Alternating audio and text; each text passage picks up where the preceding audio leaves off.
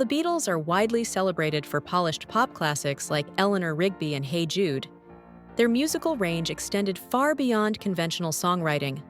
Among the more eccentric entries in their discography is the B-side track You Know My Name, Look Up the Number, a piece that showcases the band's humorous and experimental spirit. This quirky song was developed over several recording sessions between 1967 and 1969, originally conceived during the Sgt. Pepper's Lonely Hearts Club Band era, a period when the band was deeply immersed in studio experimentation. Although it started with enthusiasm, the project was temporarily shelved and only resumed 2 years later. When the Beatles returned to the track in 1969, they departed from typical pop formulas and embraced a more whimsical approach.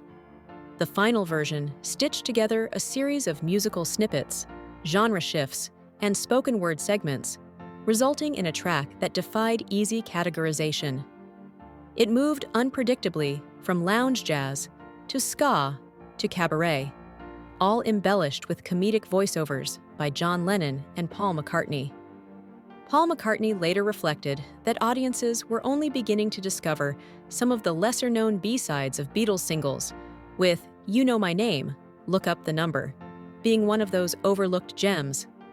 He once remarked that the song was likely his favorite Beatles track, describing it as wildly unconventional and deeply nostalgic, evoking a flood of personal memories. Adding another layer of intrigue to the song's history, Brian Jones of the Rolling Stones made a surprising appearance on the recording, not with his guitar, but playing the saxophone.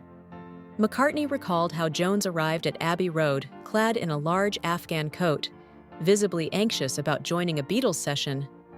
His nervousness was apparent as he chain-smoked throughout the evening.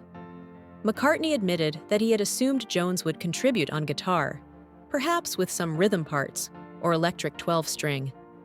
However, he was taken aback when Jones instead pulled out a saxophone and began warming up. According to McCartney, Jones was a rather unpolished saxophonist, but the roughness suited the chaotic and comedic nature of the track perfectly. Jones's unrefined saxophone performance ultimately added a fitting touch of disorder to You Know My Name, Look Up the Number. The track would later serve as the B-side to the iconic 1970 single Let It Be, cementing its place as one of the band's most unconventional yet beloved curiosities.